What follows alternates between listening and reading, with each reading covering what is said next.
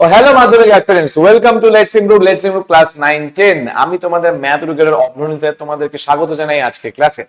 আজকের ক্লাসে একটা গুরুত্বপূর্ণ টপিক নিয়ে আমরা আলোচনা করতে যাচ্ছি। সেই টপিকটার নাম হলো ভেদ। তো ভেদ শুরু করার আগে তোমাদেরকে জানাতে চাই, তোমাদের যদি মনে হয়ে থাকে যে আমার কথা বলার স্পিড খুব বেশি হয়ে যাচ্ছে, তাহলে কিন্তু তোমরা স্পিডটাকে 0.75 কমিয়ে আনতে পারো। আর তোমাদের যদি মনে হয় আমি খুব ধীরে ধীরে কথা বলছি, তাহলে স্পিডটাকে 1.25 অথবা 1.5 তোমরা অ্যাডজাস্ট করতে পারো। তো চলো দেরি না করে আজকের এই ভিডিওটা শুরু করা যাক।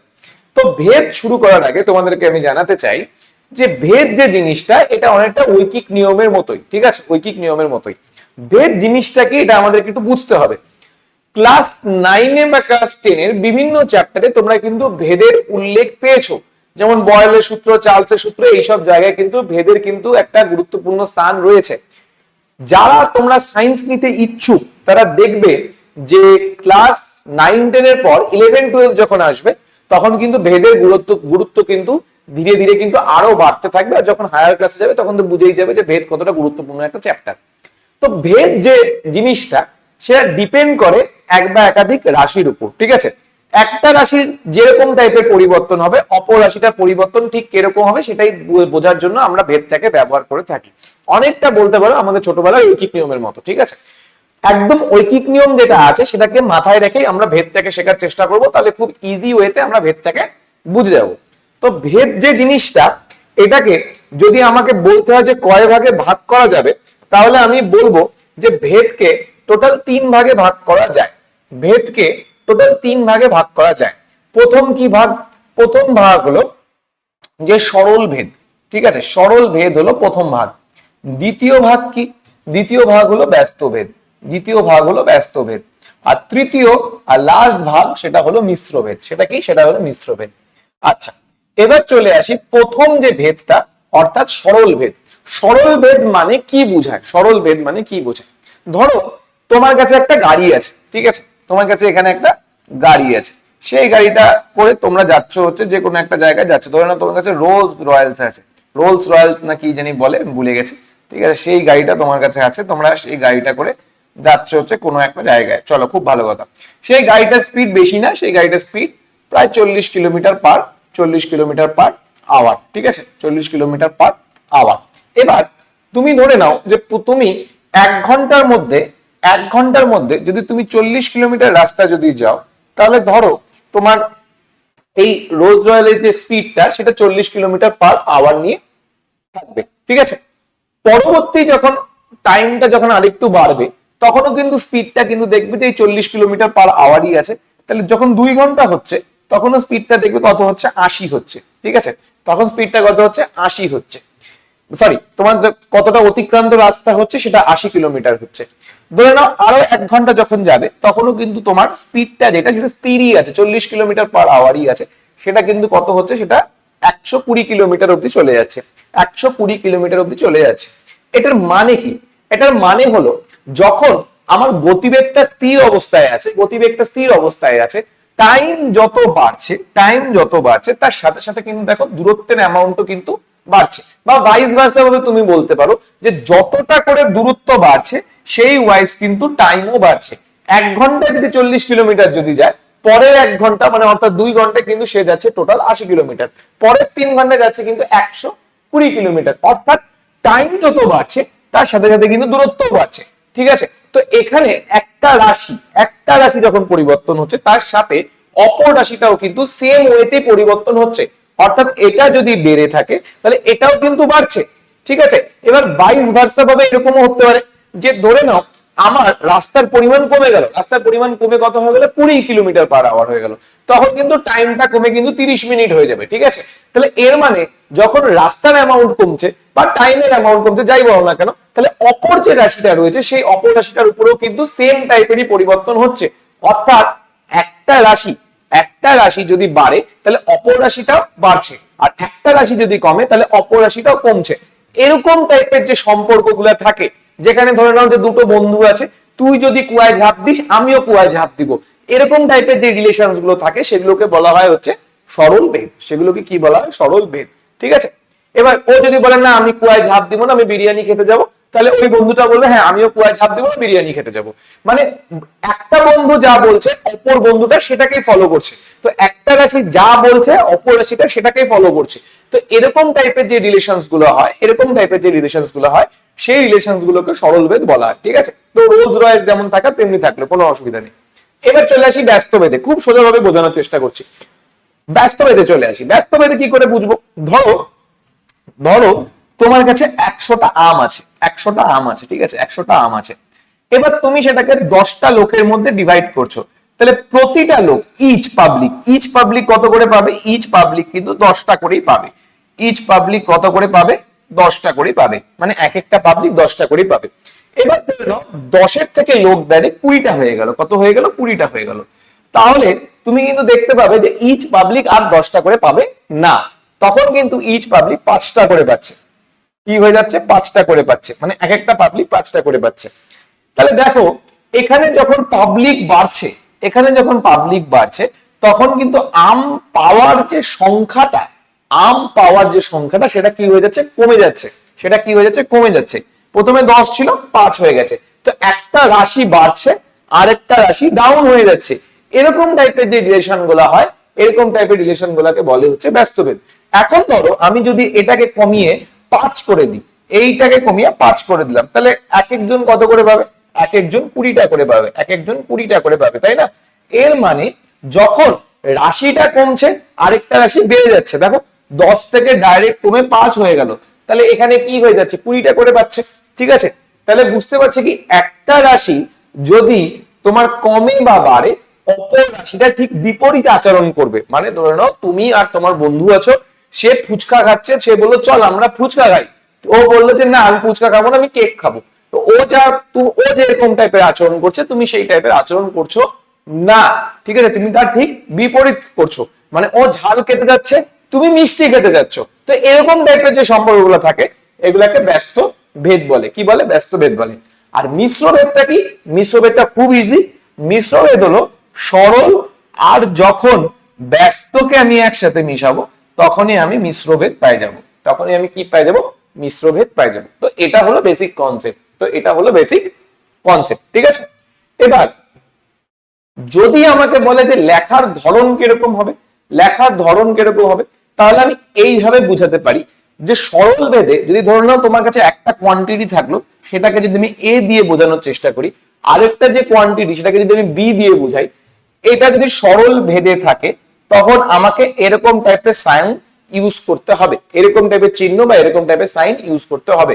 ঠিক আছে, তো এরকম টাইপের সাইন বা চিহ্ন যদি থাকে তাহলে বুঝতে হবে এটা সরল ভেদে আছে। ঠিক আছে, এটা সরল ভেদে আছে। ব্যস্ত ভেদে কখন বুঝবো? ব্যস্ত ভেদে তখনই বুঝবো যদি এটা ভগ্নাংশ আকারে থাকে। কি আকারে থাকবে?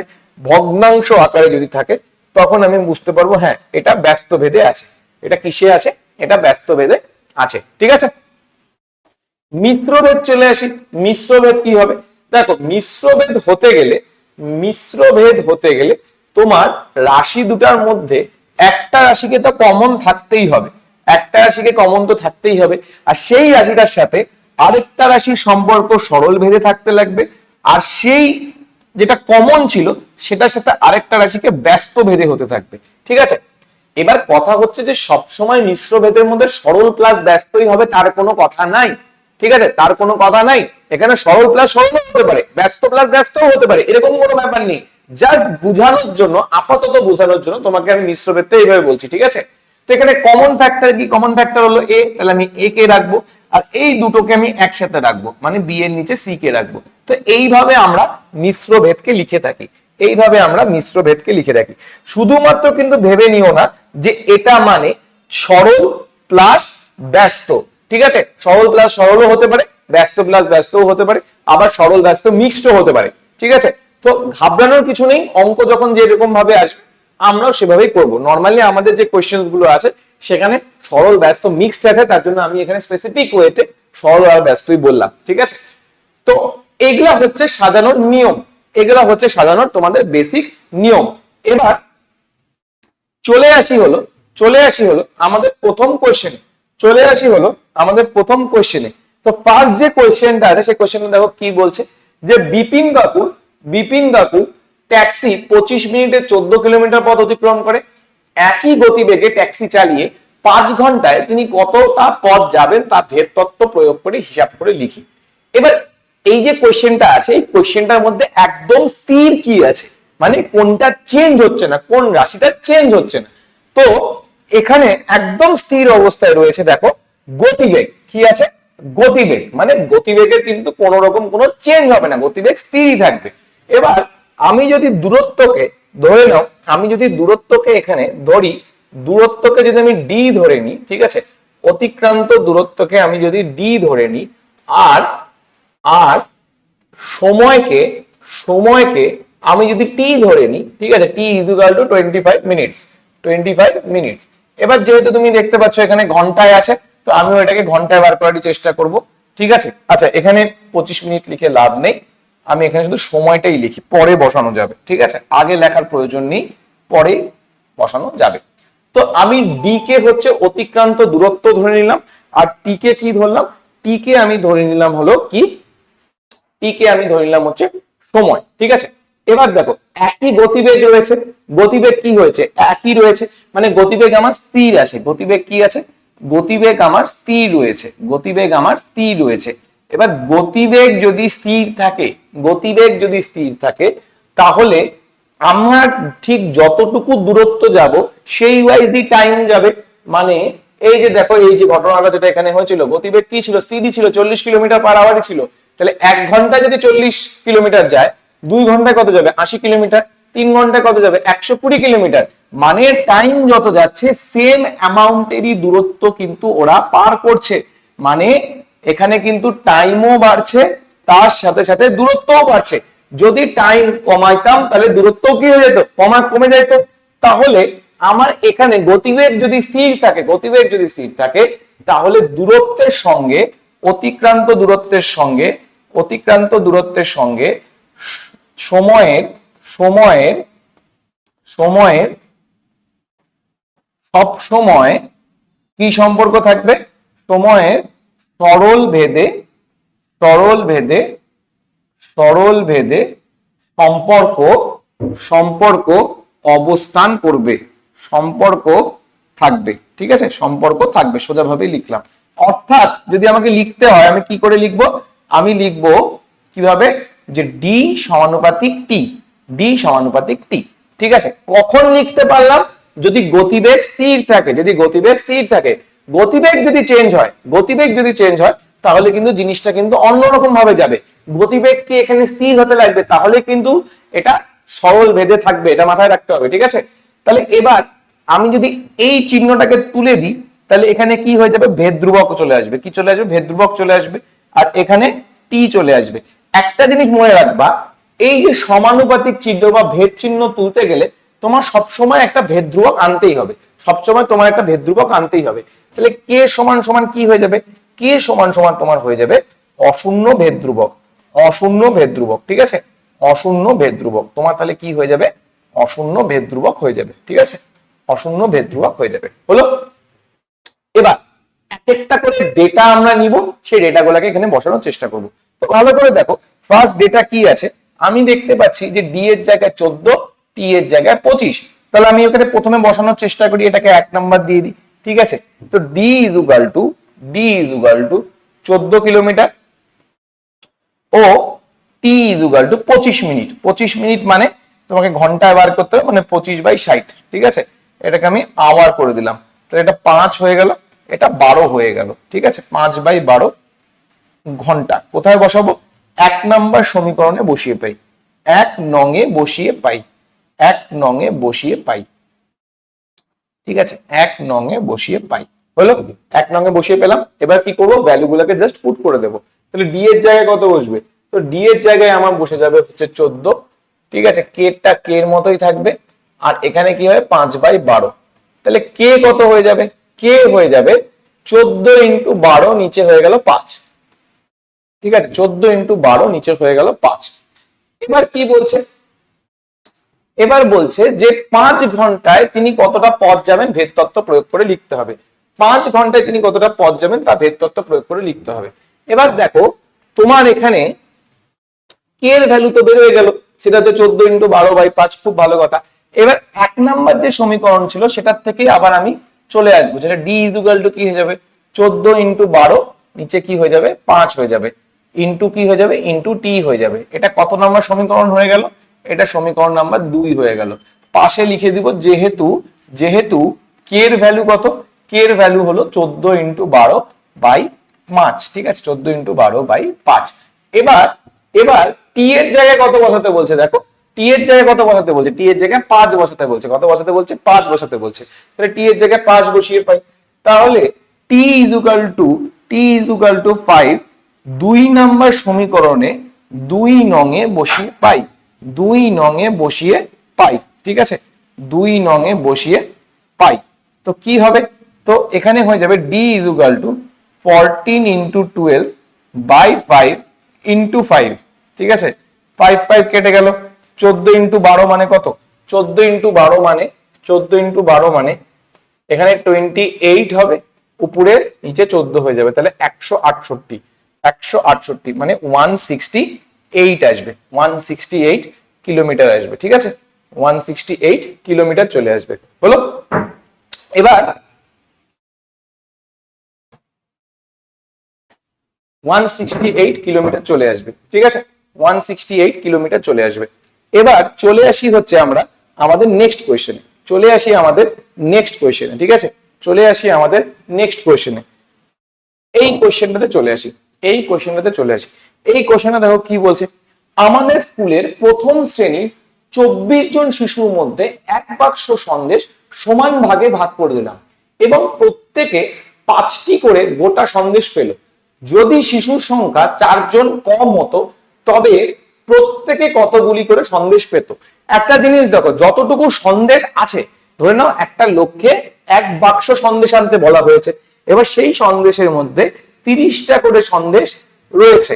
এবার তুমি আমাকে বলো এখানে কি সন্দেশের যে সংখ্যাটা বা সন্দেশের যে পরিমাণটা, এটা কি কখনো চেঞ্জ হবে? এটা কখনোই চেঞ্জ হবে না, ঠিক আছে আমি যাই করে নিই না কেন, কারণ কি যতটুকু টাকা দেওয়া হয়েছিল তার মধ্যে যদি 1 বাক্স সন্দেশ আসে আর সেই সন্দেশের যদি সংখ্যা যদি ধরে নাও একটা করে যদি ধরি, তাহলে যদি 30টা হয় তাহলে কিন্তু এই সংখ্যা কিন্তু যাই করি না কেন আমি চেঞ্জ করতে পারবো না। তাহলে এখান থেকে একটা জিনিস বোঝাই যাচ্ছে যে সন্দেশের যে পরিমাণটা সেটা কিন্তু স্থির।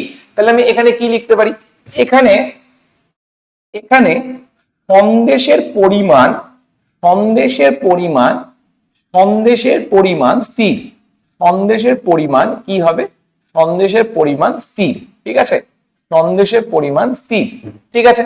শিশুর সংখ্যাকে আমি এ ধরে নিচ্ছি, যে ধরি এ ইজ ইকুয়াল টু শিশুর সংখ্যা, এ ইজ ইকুয়াল টু শিশুর সংখ্যা, ঠিক আছে এ ইজ ইকুয়াল টু শিশুর সংখ্যা।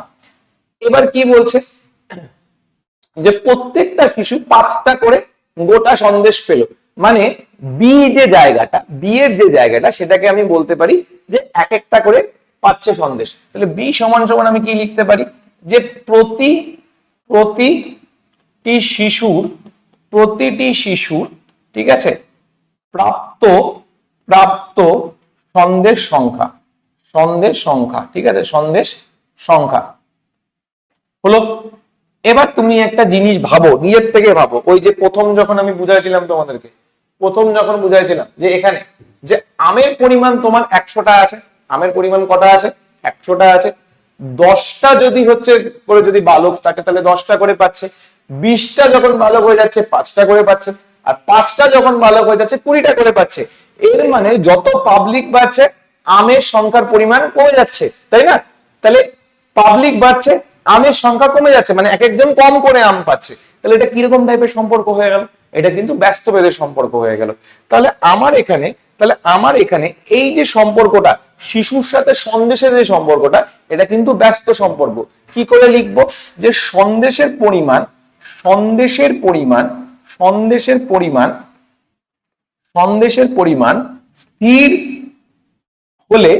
স্থির হলে শিশুর সংখ্যার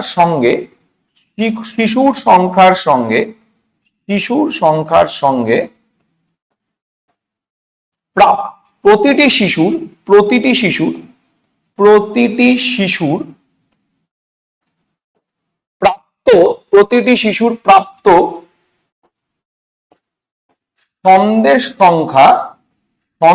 সংখ্যা কি সম্পর্কে থাকবে? ব্যস্ত ভেদে থাকবে। ঠিক আছে, কি সম্পর্কে থাকবো? ব্যস্ত ভেদে থাকবে। কেন?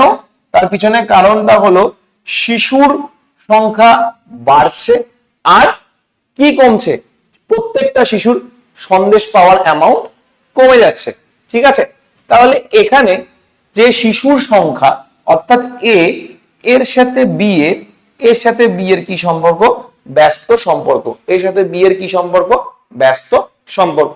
এবার আমি যদি সমানুপাতিক চিহ্নটাকে তুলে দিই তাহলে এখান থেকে কি আসবে? ভেদ ধ্রুবক আসবে।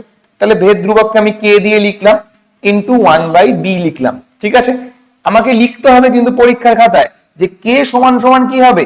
কে সমান সমান হবে অশূন্য ভেদ ধ্রুবক। কি হবে? অশূন্য ভেদ ধ্রুবক। ঠিক আছে, এবার ধরো যে পরীক্ষার খাতায় তুমি ক্যালি করে বা অরা ফার্মিং করতে গিয়ে কি করলে? যে লিখলে না কে এর ভ্যালু, কি করলে? লিখলে না। এবার কি হয়ে যাবে? তাহলে তোমার নাম্বার তাহলে কাট হয়ে যাবে, মানে তোমার নাম্বারটাকে কেটে দিবে। ঠিক আছে, তোমার নাম্বারটাকে কি করবে? কেটে দিবে। তাহলে এখানে সবসময় মনে রাখবে যখনই তুমি ভেদ ধ্রুবককে মানে ভেদটাকে তুলবে, ভেদ ধ্রুবক তোমাকে লিখতে হবে, এটা ম্যান্ডেটরি। ওকে, তো নাও এখন কি হবে? এর জায়গায় কি হবে? 24 বলবে আর প্রত্যেকটা সন্দেশ কটা করে বসবে? 5টা করে বসবে। অর্থাৎ এর ভ্যালু 24, এর ভ্যালু 24 এবং বি এর ভ্যালু 5 হলে 1 থেকে পাই। কোশ্চেনটা হলো স্যার 1 কোনটা?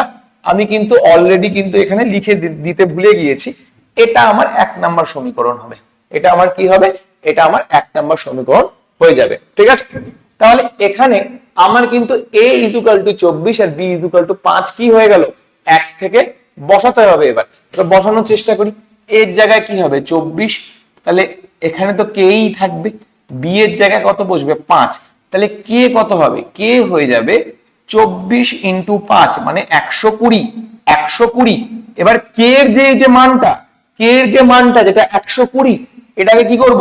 এটাকে আমি 1 নাম্বার সমীকরণের মধ্যে বসিয়ে দেব।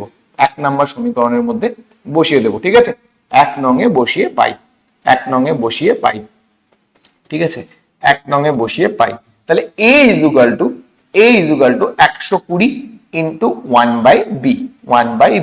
এবার দেখো কোশ্চেনে একটা কথা বলছিল, কি বলছিল?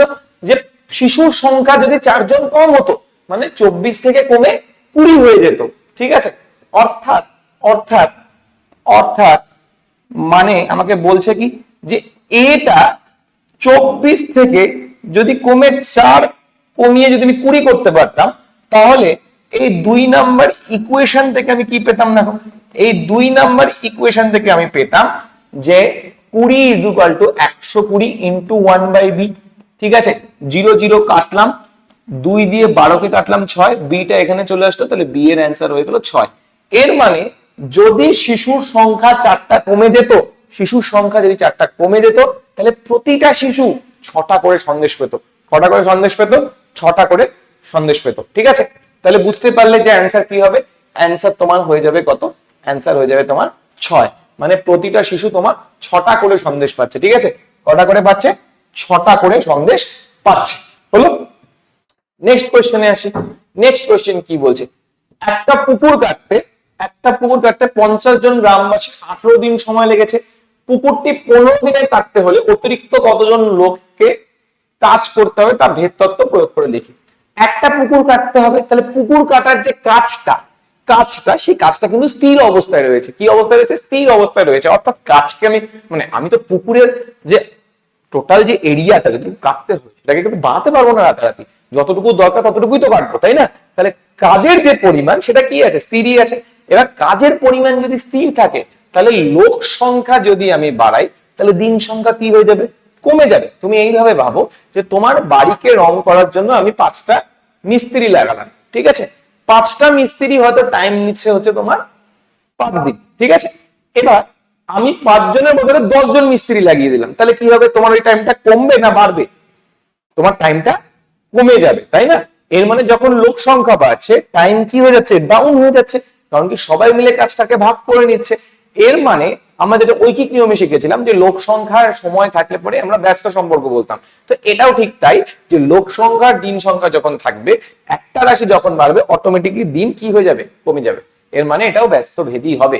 তাহলে আমি কি লিখতে পারি, যে এখানে লিখে নিই সবার আগে, যে ধরি ধরি যে এ হলো লোক সংখ্যা, ঠিক আছে, লোক সংখ্যা বা গ্রামবাসী সংখ্যা, যা খুশি তুমি তাই লিখতে পারো। আর বি হলো দিন সংখ্যা, বি হলো দিন সংখ্যা, বি হলো দিন সংখ্যা, ঠিক আছে, বি হলো দিন সংখ্যা।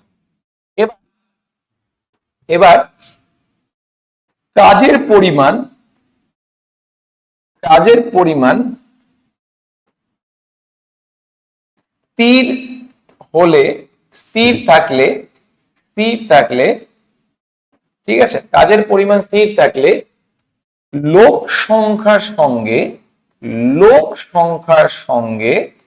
ঠিক আছে, লোক সংখ্যার সঙ্গে দিন সংখ্যার কি সম্পর্ক হবে, দিন সংখ্যা ব্যস্ত ভেদে সম্পর্ক থাকবে, দিন সংখ্যার ব্যস্ত ভেদে সম্পর্ক থাকবে, দিন সংখ্যার ব্যস্ত ভেদে সম্পর্ক থাকবে, তাই না, সম্পর্ক হবে, থাকবে, যা খুশি তাই লিখতে পারো, ঠিক আছে, থাকবেই লিখে দাও, থাকবে, ঠিক আছে। দেখো নিজের ভাষা দিয়ে লেখাটা বড় কথা না, বড় কথাটা অঙ্কটাকে রাইট করা। আমরা সবসময় ভাবি যে ভাষার প্রয়োগ করতে হবে, এর কোনো মানে নেই, ভাষা ঠিক থাকলো, অঙ্ক রাইট হলো, তাহলেই ফুল মার্কস, ঠিক আছে। তাহলে এখানে ব্যস্ত ভেদে হবে, তাহলে এর সাথে সমানুপাতিক দিয়ে 1/b হয়ে গেল, ঠিক আছে। তাহলে এ সমান সমান, আমি যদি সমানুপাতিক চিহ্নটাকে তুলি তাহলে ভেদ ধ্রুবক আসবে 1/b, পাশে লিখে দিলাম যে কে হলো অশূন্য ভেদ ধ্রুবক, কে হলো অশূন্য ভেদ ধ্রুবক, কে হলো অশূন্য ভেদ ধ্রুবক, ঠিক আছে, অশূন্য ভেদ ধ্রুবক। এবার এ কত হবে, এ হবে 50, বি হবে 18, তাহলে এ ইজ ইকুয়াল টু 50 এবং বি ইজ ইকুয়াল টু 18 হলে, এটা 1 নাম্বার ছিল, তাহলে 1 থেকে পাই, তাই না, কি হবে 1 থেকে পাবো, তাহলে 1 থেকে কি পাই, 1 থেকে কি পাই, ছাতা পাই, মাথা পাই, কি পাই, 1 থেকে পাই কি, যে এর জায়গায় 50, কে হয়ে গেল 1/18, তাহলে কে কত আসলো, কে চলে আসবে তোমার 5 18 90, মানে 900 চলে আসবে, মোটামুটি 900 চলে আসবে, ঠিক আছে। এবার কে এর ভ্যালুটা আবার 1 নম্বর সমীকরণে বসাতে হবে, তাহলে 1 থেকে পাই a is equal to 900/b, 900/b, যেহেতু k is equal to কত ছিল, 900 ছিল। এবার দেখো b এর ভ্যালু কত, b এর ভ্যালু বলছে, b এর ভ্যালু কত বলছে, 15 বলছে, কেন, এই যে 15 দিনে কাটতে বলছিল, তো 15 দিনে যদি কাটতে হয় তাহলে কতটা এক্সট্রা লোক লাগবে সেটা পরের কথা, 15 দিনে কাটলে পরে কতজন লোক থাকবে সেটা তো আগে বার করতে হবে। তো বি এর ভ্যালু কি করব আমরা, 15 লিখবো, 15 হলে এটাকে 2 নাম্বার দিয়ে দিই, 2 থেকে পাই, কার থেকে পাই, 2 এর থেকে পাই, কি পাই, 2 এর থেকে আমরা এটাই পাই যে a ইজ ইকুয়াল টু 900/15, 15 দিয়ে ভাগ করলাম 60 হয়ে গেল, তাহলে এর অ্যান্সার কত হলো 60, আগে কত ছিল 50, হলো কত 60, তাহলে অতিরিক্ত কতজন লোক লাগছে, তাহলে অতিরিক্ত লোক কত লাগছে, 60 মাইনাস 50, মানে 10 জন লোক এক্সট্রা লাগছে, 10 জন লোক কি লাগছে, এক্সট্রা লাগছে, ঠিক আছে, 10 জন লোক কি লাগছে, এক্সট্রা লাগছে, হলো। নেক্সট কোশ্চেনে, আচ্ছা এই কোশ্চেনটাই রিপিট হয়ে গেছে, ঠিক আছে, তো তোমরা যদি চাও এই কোশ্চেনটাকে নিজে বাড়িতে একবার প্র্যাকটিস করতে পারো, যেহেতু নিজের থেকে রিপিট হয়ে গেছে, ভগবানও চায় তোমরা যাতে এটাকে রিপিট করতে পারো, ঠিক আছে। তো আমি চলে আসি নেক্সট স্লাইডে। তো নেক্সট স্লাইডে কি রয়েছে দেখো, এখানে রয়েছে যে y x এর বর্গমূলের সঙ্গে সরল ভেদে আছে এবং y আর x এর ভ্যালু দিয়ে দেওয়া আছে, পরে তোমাকে x এর মান নির্ণয় করতে হবে যখন y এর ভ্যালু কত 6। এটাও সোজা কোশ্চেন, তুমি যখন প্রথমেরটা পারছো তাহলে এটা ডেফিনেটলি পারবে, ঠিক আছে, এটা ধরে নিয়ে চলো। তো এখানে কি হবে দেখো, এখানে বলছে ওয়াই এক্স এর বর্গমূলের সঙ্গে, মানে ওয়াই এক্স এর বর্গমূলের সঙ্গে, মানে এইভাবে, ঠিক আছে। আমি যদি সমানুপাতিক যদি তুলি তাহলে কি আসবে, ভেদ ধ্রুবক চলে আসবে। চলো চলে আসলো, ভালো কথা। এখানে লিখে দিই কে হচ্ছে অশূন্য ভেদ ধ্রুবক, কে হচ্ছে অশূন্য ভেদ ধ্রুবক। এটা ম্যান্ডেটরি, এটা লিখতেই হবে, ঠিক আছে। এটা না লিখলে নাম্বার কাটা। অশূন্য ভেদ ধ্রুবক, অশূন্য ভেদ ধ্রুবক, ঠিক আছে। এবার ওয়াই এর ভ্যালু যদি 9 হয় আর এক্স এর ভ্যালু যদি 9 হয়, তাহলে এই যে 1 নাম্বার, এটার থেকে কত পাবো? এই 1 থেকে পাবো আমি কি, এই 1 থেকে আমরা পাবো 9 is equal to K into root over 9। তাহলে 9 ইজ ইকুয়াল টু কে, এটা 3 হয়ে গেল, 3 3 কেটে দিলাম, তাহলে কে এর ভ্যালু কত হয়ে গেল? কে এর ভ্যালু 3 হয়ে গেল, কে এর ভ্যালু কত হয়ে গেল? 3 হয়ে গেল। এবার কে এর যে এই মানটা কোথায় বসাবো? 1 নম্বরে বসিয়ে দেবো। তাহলে 1 থেকে পাই, কত থেকে পাই? 1 থেকে পাই। 1 থেকে কি পাবো? y is equal to 3 root over X, 3 root over X, 3 root over X, ঠিক আছে, 3 রুট ওভার এক্স। এবার y এর ভ্যালু বলছে, তাহলে y এর ভ্যালু যদি 6 হয়, এটাকে 2 নাম্বার দিয়ে দিই, এটাকে 2 নাম্বার দিয়ে দিই। y এর ভ্যালু 6 হলে 2 এর থেকে পাই, কি পাচ্ছি 2 এর থেকে? 6 is equal to 3 root over X, 3 দিয়ে ভাগ করলাম 2 আসলো। এই রুট ওভারকে যদি তুলে দিই তাহলে 2 এর স্কয়ার চলে আসবে, আর 2 এর স্কয়ার মানে কত? 2 এর স্কয়ার মানে 4। তাহলে উত্তর কত আসবে? উত্তর আসবে আমার কাছে 4 চলে আসবে। উত্তর কত চলে আসবে? উত্তর চলে আসবে 4, ঠিক আছে, উত্তর 4 চলে আসবে। নেক্সট কোশ্চেনে আসা যাক। এই কোশ্চেনটা দেখো, এখানে আমরা মিশ্র ভেদের ইউজ করব, ঠিক আছে। কিসের ইউজ করব? মিশ্র ভেদের ইউজ করব। এখান থেকে বলতে পারো কিছু কিছু অঙ্কে তোমরা মিশ্র ভেদের ইউজ করতে করতে যাবা, ঠিক আছে। দেখো কি বলছে, এক্স ওয়াই এর সঙ্গে সরল ভেদে, তাহলে এক্স ওয়াই এর সঙ্গে সরল ভেদে থাকলো, আর জেড এর সঙ্গে ব্যস্ত ভেদে, তাহলে এই যে জেড এর সঙ্গে ব্যস্ত ভেদে থাকলো, হলো। এবার তোমায় কি করতে হবে? যৌগিক ভেদের উপপাদ্য প্রয়োগ করতে হবে। তাহলে যৌগিক ভেদের, যৌগিক ভেদের, যৌগিক ভেদের উপপাদ্য, উপপাদ্য প্রয়োগ করে পাই। এটা নামটাই দেখতে বড়, কাজের কাজ কিছুই নেই এটা, ঠিক আছে। এটার একটাই কাজ, কি কাজ? যে সেম কোয়ান্টিটি যেটা থাকে, সেম কোয়ান্টিটি যেটা থাকে, যাদের সাথে যার সাথে রিলেশনটা আছে, ঠিক আছে, সেটাকে লেখা। আর যে দুটো আলাদা থাকে সেগুলোকে পাশাপাশি গুণ করে লিখে দেওয়া, জাস্ট এই যে এরকম, শেষ। এটা দায়িত্ব এটুকুই ছিল, আর কোনো দায়িত্ব নেই এটা। আমি যদি এটাকে তুলে দিই তাহলে এখানে কি চলে আসবে? ভেদ ধ্রুবক চলে আসবে। তাহলে আবার এখানে আমি একটা ভেদ ধ্রুবক নিয়ে আসলাম, চলো। তাহলে কে ইকুয়াল টু কি আসলো? কে ইকুয়াল টু আসলো অশূন্য ভেদ ধ্রুবক। এটা লিখতেই হবে, ঠিক আছে। আমি যখন লিখতে পারছি তোমাদেরকেও লিখতেই হবে, ঠিক আছে, ধরে নিয়ে চলো। চলো, হলো। এবার এক্স এর জায়গায়, ওয়াই এর জায়গায়, জেড এর জায়গায় ভ্যালু বসাবো। তাহলে এক্স এর জায়গায় কত বসবে? এক্স এর জায়গায় 3 বসবে, ওয়াই এর জায়গায় কত বসবে? 4, আর জেড এর জায়গায় কত বসবে? 5। হলে এটাকে 1 নাম্বার দিয়ে দাও। 1 থেকে পাই, 1 থেকে পাই, ঠিক আছে, 1 থেকে পাই। কি পাচ্ছি এটাই দেখা, ধীরে ধীরে বসাবো। তাহলে ওয়াই এক্স এর জায়গায় কত হবে? এক্স এর জায়গায় 3 হয়ে যাবে, কে ইন্টু ওয়াই এর জায়গায় কত হবে? ওয়াই এর জায়গায় হয়ে যাবে হচ্ছে 4, জেড এর জায়গায় হয়ে যাবে 5। তাহলে ওয়াই হলো 4, জেড হলো 5। তাহলে কে কত হয়ে গেল? কে হয়ে গেল 3 5 15/4, ঠিক আছে। তাহলে আমি আবার যদি 1 থেকেই ধরি, তাহলে X equal to 15/4 into Y by Z, ঠিক আছে। এবার এটাকে 2 নাম্বার দিয়ে দিলাম, ঠিক আছে, পাশে লিখে দিও, যেহেতু কে ইকুয়াল টু 15/4 আসছে তোমার, ঠিক আছে, 15/4 আসছে। এবার কি বলছে? ওয়াই এর ভ্যালু 16, জেড এর ভ্যালু 30। তাহলে এক্স ইকুয়াল টু 2 এর থেকে লিখে দিই, 2 এর থেকে পাই 15/4, এর ভ্যালু কত ছিল? ওয়াই এর ভ্যালু ছিল কত?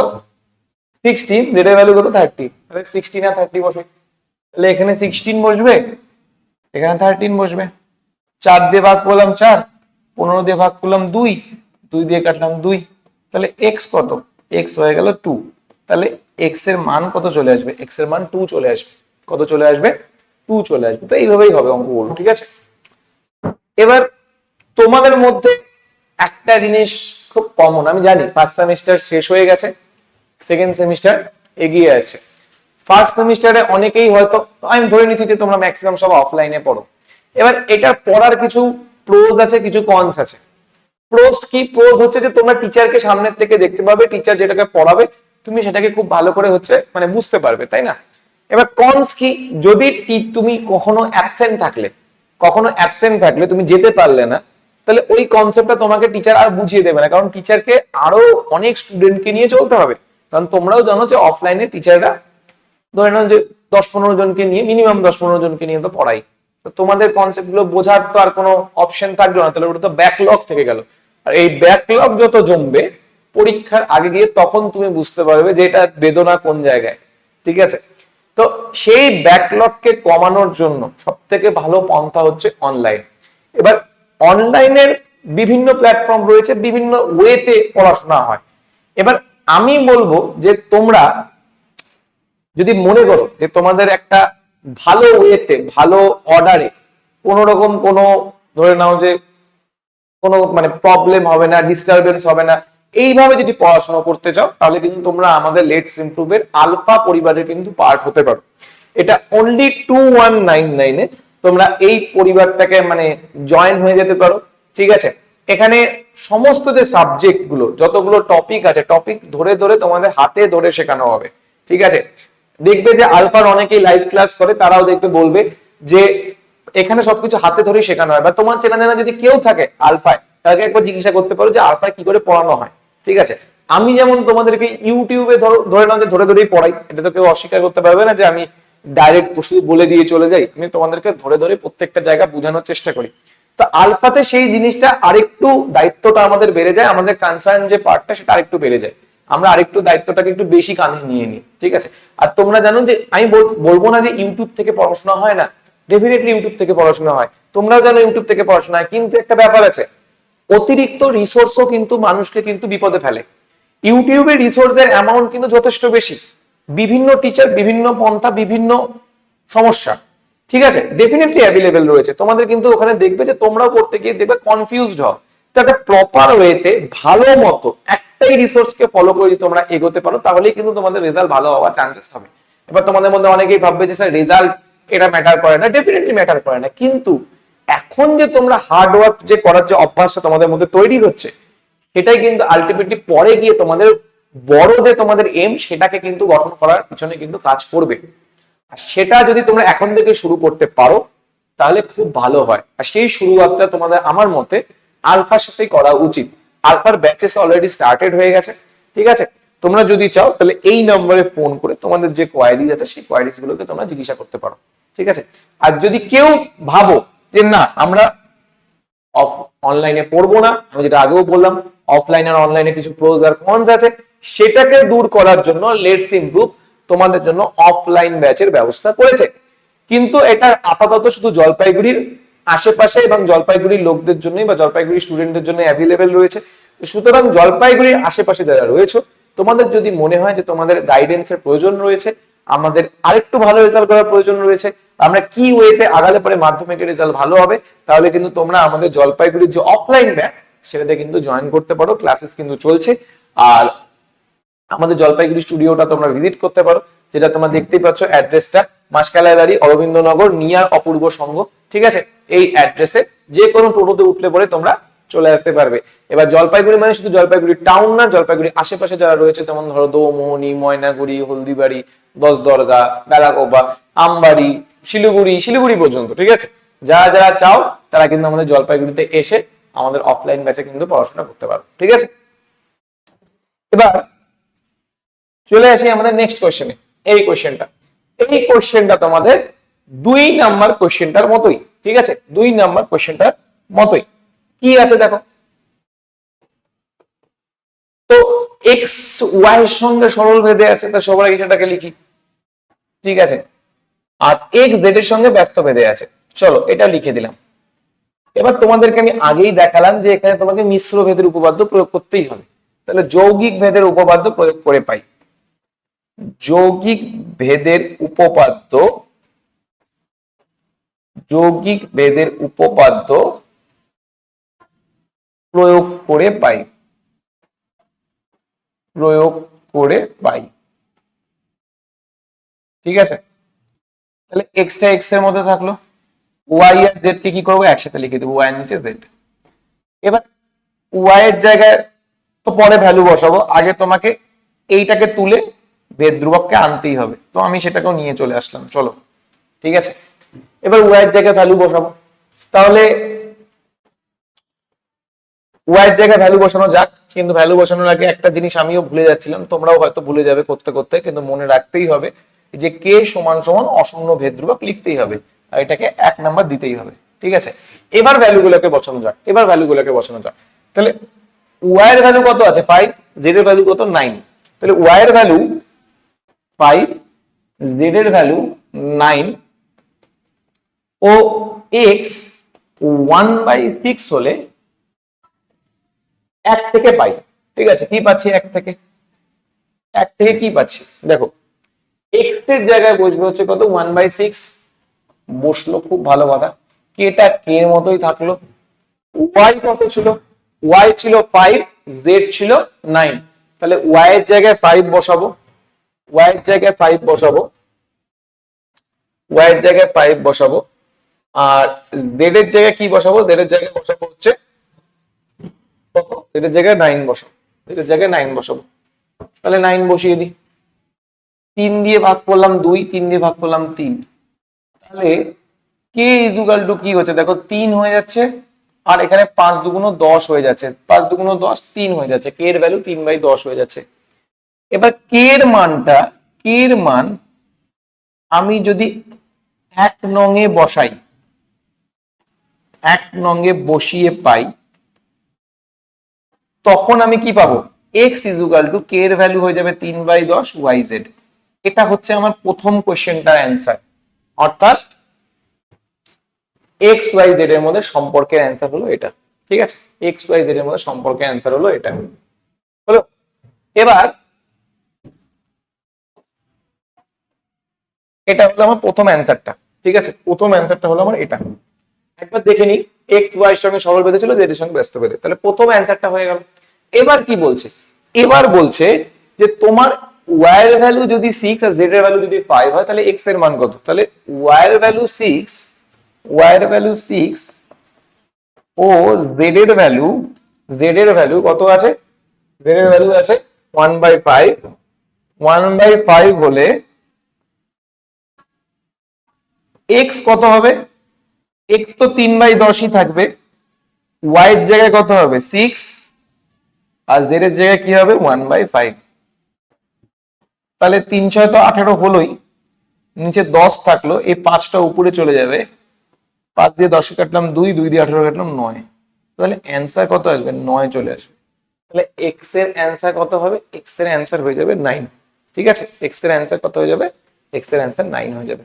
ঠিক আছে, এক্স এর অ্যান্সার কত হয়ে যাবে 9 হয়ে যাবে। নেক্সট কোশ্চেনে আসা যাক, এইটা খুব ভালো কোশ্চেন, ধীরে ধীরে করবো, অত তাড়াহুড়া কিছু নেই, তোমার বাড়ি যাওয়ার তাড়া নেই, আমার বাড়ি যাওয়ার কোনো তাড়া নেই, তাই না? তো এই কোশ্চেন গুলো সলভ করবো কি করে, দেখো তোমার কাছে এক্স সমানুপাতিক ওয়াই আছে, তো ভদ্রলোকের মতো এক্স সমানুপাতিকটাকে তোলো, এখানে একটা ভেদ ধ্রুবক আনো, হলো, তাহলে কি চলে আসলো, কে সমান সমান অশূন্য ভেদ ধ্রুবক, অশূন্য ভেদ ধ্রুবক হলো। এবার একটা জিনিস মাথায় রাখবা, যখনই তোমার কোনো কিছু সরল ভেদে প্রমাণ করতে হবে, সরল ভেদে প্রমাণ করতে হবে, চেষ্টা করবে সেটাকে ভগ্নাংশ আকারে নিয়ে আসা। কি আকারে নিয়ে আসে, ভগ্নাংশ আকারে। অর্থাৎ আমাকে কি প্রুফ করতে হবে, আমাকে প্রুফ করতে হবে এক্স প্লাস ওয়াই, এই এক্স মাইনাস ওয়াইটাকে আমি নিচে রাখলাম, মানে ভগ্নাংশ আকারে, মানে যেটাকে প্রমাণ করব, মানে সরল ভেদে যেহেতু আছে, তাহলে আমি এইভাবে লিখে নেবো। ঠিক আছে, তাতে আমার সুবিধা হয়। এবার এইভাবে যদি রাখার পর, ভাগ আকারে রাখার পর, মানে অ্যান্সারটা যদি ধ্রুবক হয়, তখনই আমি বলতে পারবো যে আমার প্রমাণ হয়ে গেছে। ঠিক আছে, তাহলে এক্স এর জায়গায় কি হবে, কে ওয়াই, এখানে প্লাস ওয়াই, এখানেও তাই K Y minus Y, Y common নিয়ে নিলাম K plus one, Y common নিলাম কে মাইনাস ওয়ান, তাহলে এটাও কিন্তু আমার অশূন্য ভেদ ধ্রুবকই আসলো। ঠিক আছে, অশূন্য ভেদ ধ্রুবকই আসলো। এর থেকে আমি বলতে পারি যে এক্স প্লাস ওয়াই সমানুপাতিক কি হয়ে যাচ্ছে এক্স মাইনাস ওয়াই। তাহলে সুতরাং আমি বলতেই পারি যে এক্স প্লাস ওয়াই সমানুপাতিক এক্স মাইনাস ওয়াই, প্রমাণিত, শেষ। ঠিক আছে, প্রমাণিত। ঠিক আছে, প্রমাণিত, ডান। নেক্সট কোশ্চেনে আসি, এইটা দেখে নাও, একই প্যাটার্নে হবে। ফার্স্টে এটাকে ভাঙার চেষ্টা করব। তাহলে এ সমানুপাতিকটাকে তুললাম, তাহলে কে বাই সি আসলো।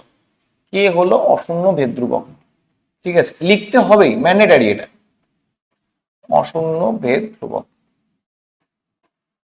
নেক্সট কি আছে, সি সমানুপাতিক বি। সি সমানুপাতিক বি কে যদি আমি ভাঙার চেষ্টা করি, 1/b কে যদি ভাঙার চেষ্টা করি, কি পাবো, C is equal two k2/b। ঠিক আছে, আচ্ছা এটাকে k1 লিখে নি, আর এটাকে k2 করে দিলাম, তাহলে সুবিধা হবে। তাহলে এখানেও লিখবো যে k1 আর k2, সরি k2 হচ্ছে অশূন্য ভেদ ধ্রুবক, অশূন্য ভেদ ধ্রুবক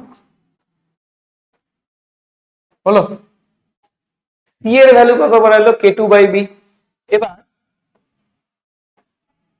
এবার এই যে k2/b টা, এটাকে আমি এখানে বসাবো, তাহলে কি হবে, a is equal to k1 k2/b। এই b টা কোথায় চলে যাবে এখানে, তাহলে a is equal to k1 k2, এখানে কি চলে আসবে, b চলে আসবে। এবার k1 k2 টা কি, অশূন্য ভেদ ধ্রুবক। আমি যদি এটাকে তুলি তখন আমি আবার এই সাইনটাকে আনতে পারবো, তাহলে হয়ে গেল আমার প্রমাণটা। ঠিক আছে, তাহলে এখানে আমি কি লিখতে পারি, যে k1 k2 অশূন্য ভেদ ধ্রুবক, অশূন্য ভেদ ধ্রুবক। ঠিক আছে, এইভাবেই করতে হবে, প্রত্যেকটা অঙ্ককে এইভাবে আগায় নিয়ে যেতে হবে আমাদেরকে। হলো, নেক্সট কোশ্চেনে আসি। এই কোশ্চেনটা, এটাও ভালো কোশ্চেন। ঠিক আছে, দেখো কি বলছে, এ বি, বি সমানুপাতিক 1/c, সি সমানুপাতিক ডি যদি হয়, তবে এ ও ডি এর মধ্যে ভেদ সম্পর্ক কি। তো ফার্স্ট আমি এ সমানুপাতিক বি লিখলাম, একটু গ্যাপ দিলাম, বি সমানুপাতিক 1/c লিখলাম, একটু গ্যাপ দিলাম, সি সমানুপাতিক ডি লিখলাম। পিছন থেকে শুরু করব, কেন পিছন থেকে শুরু করব, কারণ কি আমার সুবিধা হবে এ আর ডি এর মধ্যে সম্পর্ক আনতে। আমি যদি সমানুপাতিক তুলি, প্রথম সমানুপাতিক তোলার পর আমি এখানে k3d রাখলাম। k3 হচ্ছে অশূন্য ভেদ ধ্রুবক। ঠিক আছে, অশূন্য ভেদ ধ্রুবক, অশূন্য ভেদ ধ্রুবক। এখানে চলে আসি, বি সমান সমান k2/c। বোঝাই যাচ্ছে যে k2 অশূন্য ভেদ ধ্রুবক হচ্ছে, যেহেতু জায়গা কম আমি পরে লিখছি। এখানে বি এর জায়গায় বা সি এর জায়গায় আমি কি লিখতে পারি, এটাকে লিখতে পারি, মানে k3d লিখতে পারি, তাই না, k3d লিখতে পারি। এখানে লিখে দেব যে k2 অশূন্য ভেদ ধ্রুবক। এবার চলে আসি সব থেকে লাস্টেরটায়, এ সমান সমান k1b রাখলাম। এখানে লিখে দিলাম যে k1 অশূন্য ভেদ ধ্রুবক, এখানে একটু জায়গা আছে তাই লিখলাম অশূন্য ভেদ ধ্রুবক। ঠিক আছে, তাহলে a is equal to, B এর জায়গায় কি বসবে, এই গোড়াটা বসে যাবে। এরকম টাইপের কোশ্চেন তোমরা অনেক করছো ছোটবেলা, যে একটা বার করে বাকিগুলোকে এইভাবে করতে হয়, অনুপাত সমানুপাতও করছো।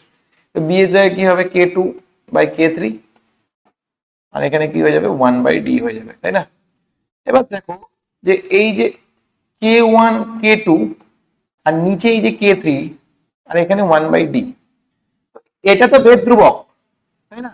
আমি যদি এটাকে তুলে দিই তাহলে এখানে কি সাইন পাবো, এখানে আমি এই সাইনটা পাবো, অর্থাৎ এ ও ডি ব্যস্ত ভেদে আছে। কি ভেদে আছে, ব্যস্ত ভেদে আছে। আর তোমাকে লিখতে হবে যে k1 k2 k3 অশূন্য ভেদ ধ্রুবক। ঠিক আছে, অশূন্য ভেদ ধ্রুবক, এটা লিখতেই হবে, এটা ম্যান্ডেটরি, অশূন্য ভেদ ধ্রুবক। হলো, এইভাবে অ্যান্সারটা চলে আসলো, এইভাবে অ্যান্সারটা চলে আসলো। ঠিক আছে, এইভাবে অ্যান্সারটা চলে আসলো। এবার চলে আসি আজকে লাস্ট কোয়েশ্চেন। এটা করার পর আমাদের আজকের কাজ খতম, টাটা বাই বাই। ঠিক আছে, এখানে ধীরে ধীরে করবো। ফার্স্টে এটাকে ভাঙবো, x সমানুপাতিক y। এটাকে যদি ভাঙি কি পাবো, x সমান সমান k1y। চলো একবারে পরে লিখে দিচ্ছি যে কি কি হবে, ঠিক আছে। তারপর এটাকে লিখি y সমানুপাতিক z, তাহলে y সমান সমান k2z হয়ে যাবে, ঠিক আছে। তারপর এটাকে লিখি z সমান সমান z সমানুপাতিক x, তাহলে z সমান সমান k3x। পাশে এখানে লিখে দেব যে সুতরাং k1 k2 k3, কমা দিয়ে লেখো, সমান সমান দেওয়ার দরকার নেই, ঠিক আছে, কমা দিয়ে লিখে দিতে পারো k1 k2 k3 অশূন্য ভেদ ধ্রুবক, অশূন্য ভেদ ধ্রুবক, ঠিক আছে, অশূন্য কি হবে, ভেদ ধ্রুবক হবে। এবার এটাকে 1 নাম্বার দিলাম, এটাকে 2 নাম্বার দিলাম, এটাকে 3 নাম্বার দিলাম। তিনটাকে কি করবো, গুণ করে দেবো, কি করে দেবো, গুণ করে দেবো। তাহলে কি হবে 1 into 2 into 3 করে পাই, ঠিক আছে। তাহলে এক্স ওয়াই জেড গুণ হয়ে গেল, এই যে বাম দিকে যেগুলো আছে যেখানে দাগ দিচ্ছি এগুলো গুণ হলো, ঠিক আছে, বাম দিকের সাথে বাম দিক গুণ হবে। আর কি হবে, ডান দিকের সাথে ডান দিক, এটার সাথে এটা, তারপর এটা। তাহলে কি লিখতে পারি, k1 k2 k3 xyz। তাহলে এটা এটা কেটে গেল, অ্যান্সার 1 চলে আসলো। এর মানে তিনটা ভেদ ধ্রুবকের গুণফলের অ্যান্সার কত হবে, 1 হবে। কি হবে, 1 হবে। তাহলে তিনটি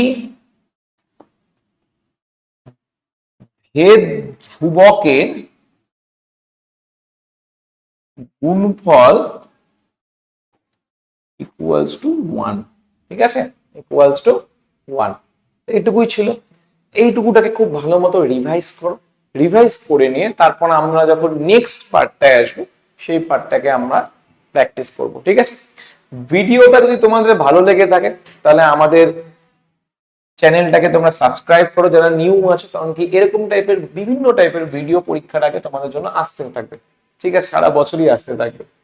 আর লাইভ ক্লাস চলছে আমাদের, সেই লাইভ ক্লাসগুলোকে অ্যাটেন্ড করো, ডেফিনেটলি তোমাদের বেনিফিট হবে, ঠিক আছে। যারা ভাবছো যে আমরা স্যার ব্যাচে আসতে পারবো না, তাহলে আমাদের এই যে চ্যানেলটাকে, এই চ্যানেলটাকে ফলো করো, রিলিজিয়াসলি ফলো করো, ডেফিনেটলি তোমাদের একটা ভালো রেজাল্ট হবে। তোমরা দেখেছো এবারও আমাদের থেকে ভালো রেজাল্ট হয়েছে, তোমাদের সময় আমাদের থেকে ভালো, আমাদের এখান থেকে ভালো রেজাল্ট হবেই হবে। লেটস ইমপ্রুভ, আরো বেটার টু বেটার ডেলিভারি করবে। তোমাদের কাজ হবে হার্ড ওয়ার্ক করা আর ভালো রেজাল্ট নিয়ে আসা, ঠিক আছে। ভিডিওটা যদি ভালো লেগে থাকে সাবস্ক্রাইব করো। আর তোমাদের যদি কোনো কোয়ারিজ থাকে, তোমাদের যদি মনে হয় যে স্যার এই জায়গাটাকে বেটার করা যায়, এই জায়গাগুলোকে আরেকটু যদি ডিটেলে বলেন ভালো হয়, বা আপনার পড়ানোর স্টাইলটা ঠিকই আছে, আমাদের এইভাবে যদি একটু বুঝান তাহলে ঠিক হবে, বা এই জায়গাগুলো খারাপ লাগছে, যাই বলো না কেন, বা তোমাদের যদি ব্যাচ রিলেটেড কোনো কোয়ারিজ থাকে, যে কোনো টাইপের যদি কোয়ারিজ থাকে, সেই কোয়ারিজ গুলোকে তোমরা কমেন্ট বক্সে আমাদেরকে জানাতে পারো, ঠিক আছে। এই যে পিডিএফটা, এটা তোমাদেরকে টেলিগ্রামে সেন্ড করে দেওয়া হবে, ঠিক আছে। আর ভিডিওটা যদি ভালো লেগে থাকে তাহলে ভিডিওটাকে ডেফিনেটলি তোমাদের বন্ধু বান্ধবীদের মধ্যে শেয়ার করবে, যাতে তারাও উপকৃত হয়। তো তোমাদের সাথে দেখা হচ্ছে নেক্সট ভিডিওতে, ততক্ষণ তোমরা মন দিয়ে পড়াশোনা করতে থাকো। তো চলো, টাটা।